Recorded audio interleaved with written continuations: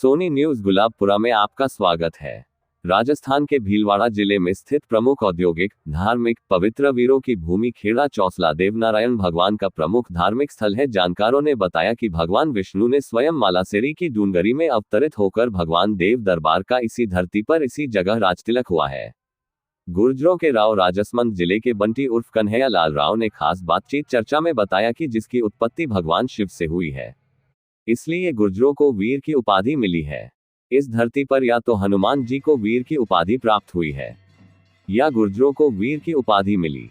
गुर्जरों को वीर की उपाधि कैसे मिली, क्या कहा गुर्जरों के राव बंटी उर्फ कन्हैया लाल राव ने, उन्होंने देश के गुर्जरों को इस पवित्र भूमि से क्या दिया संदेश। देखिए खास समाचार। खेड़ा चौसला देवनारायण मंदिर से खास रिपोर्ट। किसने क्या कहा। गुलाबपुरा कस्बे में खेड़ा चौसला भगवान देवनारायण मंदिर के यहाँ पे हमारे साथ में खड़े। क्या नाम है आपका? जी, मेरा नाम देवनारायण कथावाचक भजन गायक और श्री देवनारायण के भाट बंटी भाई उर्फ कन्हैयालाल राव। कन्हैयालाल जी कहाँ के हो आप? जी, मेरा गांव है कुरज, तहसील रेलमंगरा, जिला राजसमंद। ये बताइए, आज अभी भगवान देवनारायण की जो ये स्थान है, इसका ऐतिहासिक आप क्या जानकारी जानते हैं? जी, हमारे पूर्वज, हम देवनारायण के वंशज, हमारे जो देवनारायण के भाट जी थे, छोचू भाट जी, हाँ, हम उनके वंशज हैं और वो हमारे पूर्वज थे। और देवनारायण और 24 बगड़ावतों के वीर गुजरों को महिमा का बखान करते थे, उन्हें द्वाबराज करते थे, उनके भाट थे और उनकी जो महिमा का वर्णन करते थे, फिर वो उन्हें दान दक्षिणा देते थे। तो ये सिलसिला कई पीढ़ी दर पीढ़ी चला आ रहा है हमारे वंश में।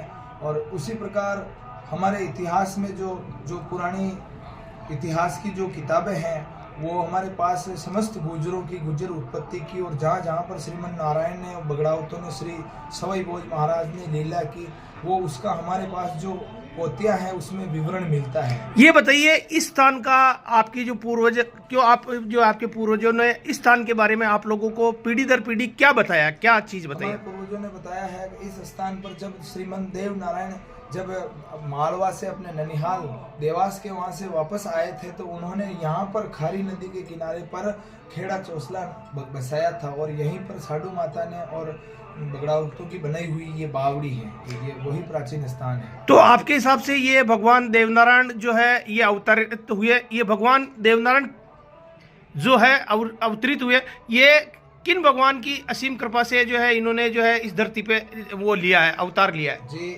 इसमें सबसे पहला प्रस्तुत तो यह आता है कि सतयुग की बात है, जब मांडव्य ऋषि थे, तो मांडव्य ऋषि के श्राप के कारण उन्होंने कहा कि कलयुग के अंदर तुम जाओगे और एक विधवा का पुत्र बनके तुम अवतार लोगे। और तुम्हें जब माता साडू जी विधवा हो गई थी और समस्त गुजरे सती हो गई थी, सारे बगड़ावत राणनगर के उस युद्ध में रानी जयंती जो आदि शक्ति माँ जगदम्बा का अवतार थी, उसको अपना शीश उतार करके दान में दे दिया और जगदम्बा कालिका ने मुंड माला धारण की थी। आज हम जो चित्र में देखते हैं महाकाली के जो गले में जो माला है, बहुत से लोग नहीं जानते, वो कहते हैं कोई राक्षसों की माला है, नहीं, ये 24 बगड़ावतों की माला है। तो उस समय साडू माता जब सती होने लगी, तब भगवान विष्णु की आकाशवाणी हुई कि तुम सती मत होना, मैं तुम्हारे घर पे अवतार लेके आऊँगा। तो उस समय मालासेरी की डूंगरी में शनिवार माह शुद्धि सप्तमी की रात को भगवान मालासेरी डूंगरी को, पर्वत को फाड़ करके उसमें से कमल का फूल निकला और श्री विष्णु भगवान हाथ में बांसुरी लिए हुए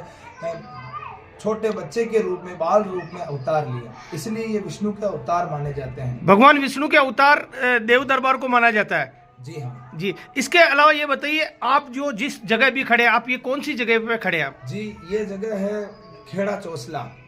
ये खेड़ा चौसला है, यहाँ पर साडू माता की बावड़ी है। और यहाँ पर जब मालवा से अपने ननिहाल से देवनारायण वापस आए थे, तो यहाँ पर उन्होंने नया अपना रहने के लिए निवास स्थान खेड़ा चौसला बनाया और ये वही स्थान है। ये इस स्थान के बारे में बताया जाता है कि भगवान देव दरबार की यहाँ पे जो है इनों का राज तिलक हुआ, इसके बारे में आप क्या कहना चाहेंगे? जी, बिल्कुल सही बात है। हमारी जो पोथियां हैं हमारे पास में, जो उसमें यही प्रमाण मिलता है कि भगवान का यहीं पर राज्याभिषेक हुआ, ये वही पवित्र भूमि है और बड़ी तपोभूमि है। आप ये बताइए, अभी इस स्थान पे खड़े हैं आप, जो गुजरों का जो अपन प्रमुख धार्मिक आस्था का स्थल माना जाता है, तो ये आप ये बताइए कि ये देव दरबार जो अभी खेड़ा चौसला है, ये भगवान दरबार की जो है यहाँ पे राज तिलक हुआ है, तो यहाँ से आप देश के गुर्जर समाज को क्या संदेश देना चाहेंगे? मैं गुर्जर समाज को ये संदेश देना चाहता हूँ, समस्त गुर्जर समाज मेरे लिए वंदनीय है, पूजनीय है। ऐसा शिव जी ने पार्वती को गुर्जर महिमा में वर्णन करते हुए कहा है कि हे पार्वती, मुझे और नारायण को और समस्त देवी देवताओं को ये गुर्जर समाज बहुत प्रिय है, जिसकी शिव से उत्पत्ति हुई है। या तो वीर हनुमान जी के ही आगे वीर शब्द की उपाधि लगी और फिर दूसरा नंबर आता है गुर्जरों के आगे वीर गुर्जर की उपाधि लगा है, क्योंकि शिव से जिसकी उत्पत्ति है इसलिए ये वीर गुर्जर हैं। और गुर्जर समाज को ये संदेश देना चाहता हूँ कि आपको बहुत गर्व होना चाहिए, बहुत प्राउड होना चाहिए कि आपने ऐसे निर्मल गुर्जर वंश में जन्म लिया जो सबसे उत्तम जाति है, सबसे उत्तम कुल है और हमारे भारत की एक शौर्यवीर और एक वीर जाति है। गुर्जर महान जाति है, क्रांतिकारी जाति है, उत्तम जाति है और दानवीर जाति है गुर्जर जाति, जो कि आपने जन्म लिया है। समस्त गुर्जर समाज यह गर्व करे अपने आप पर कि भगवान कृष्णा अवतार में द्वापर युग में भगवान ने आपके यहाँ पर माखन खाया, माखन चुराया, गुर्जर समाज को बढ़ावा दिया और कलयुग में भी देवनारायण अवतार लेकर के भगवान आप ही के घर में वापस बाल रूप में आया। इसलिए मैं गुर्जर समाज से ये निवेदन करना चाहूँगा, गर्व करें एक बार इस राजस्थान की पवित्र भूमि में, जहाँ पर देवनारायण ने इस आंगन में बाल लीला की और यहाँ पर अपनी कई लीलाएं बताई।